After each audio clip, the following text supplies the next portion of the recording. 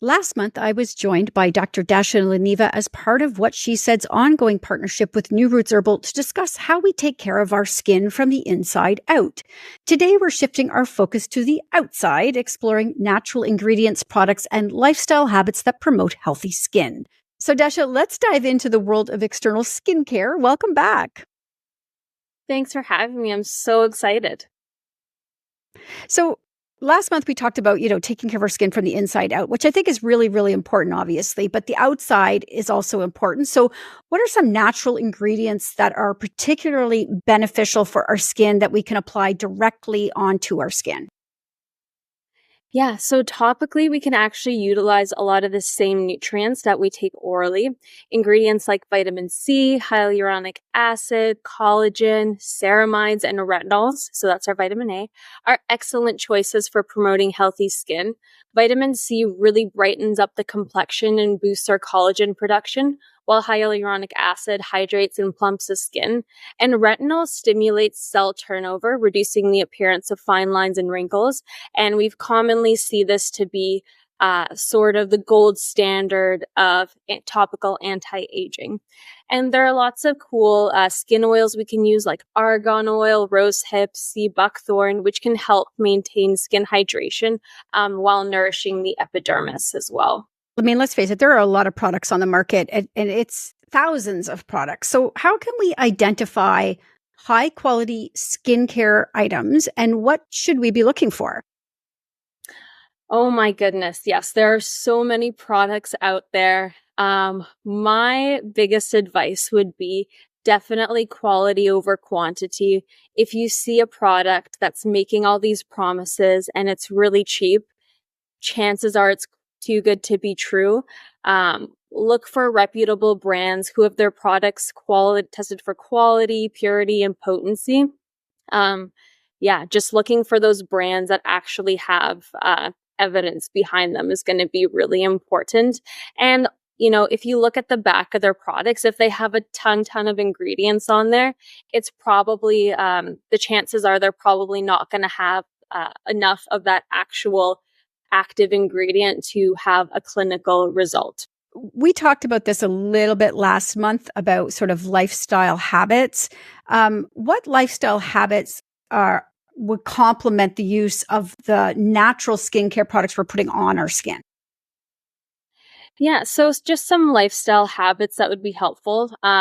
This is sort of like an external and lifestyle thing, but daily sunscreen application is going to be really important as well, protecting us from those UV rays. And that's even important on days where it's a little bit cloudy outside. Staying hydrated, like we talked about last time, is important. Getting adequate sleep, regular exercise are all crucial to maintaining healthy skin. Exercise actually stimulates circulation and sweat helps detoxify the skin, enhancing its health and radiance. You can also do skin brushing. So this is also called dry brushing, and it's a practice where you use a natural bristled brush to gently massage and exfoliate the skin. And this helps promote the circulation as well. Some other things we could do are using a gua sha, and this has become quite popular recently, but essentially what it does is it loosens the fascia on top of the skin, leading to improved circulation and elasticity of the skin. And some other lifestyle things, I don't even have to say this, but avoid alcohol consumption, like in excessive amounts, and smoking. This can lead to detrimental effects on skin health, like premature aging, wrinkles, and dullness. I'm sure we've all seen our skin after a night of drinking, and it doesn't look great in the morning, I'll tell you that much. I'm curious, actually, just while we're talking about sunscreen, is there a particular ingredient in sunscreen you recommend people look for? I know that I like zinc, for example, in my sunscreen, but do you have a recommendation for that? Yeah, so I usually like mineral-based sunscreens. I just find that you put them on, you don't have to wait the same amount of time to go outside as you would with a chemical sunscreen.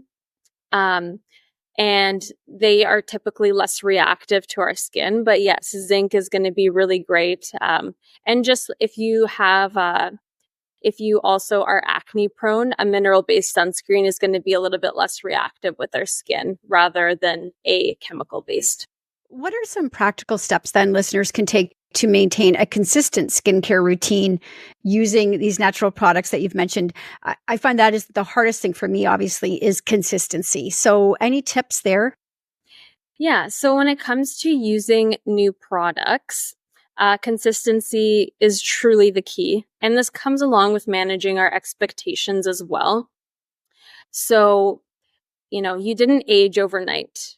You didn't get wrinkles overnight or acne overnight or whatever concerns you have. So chances are they aren't going to disappear overnight. So committing to a routine of that's at least a few skin cycles long. So one skin cycle is typically about 28 days. So this is going to be important. Of course, unless you have a reaction or any irritation, then definitely stop and reevaluate what you're putting on your skin. But knowing how to apply your products is important as well. And we touched on this a little bit last time, but combining retinoids with benzoyl peroxide can cancel each other out. Secondly, products work only if you're really applying them in the correct order.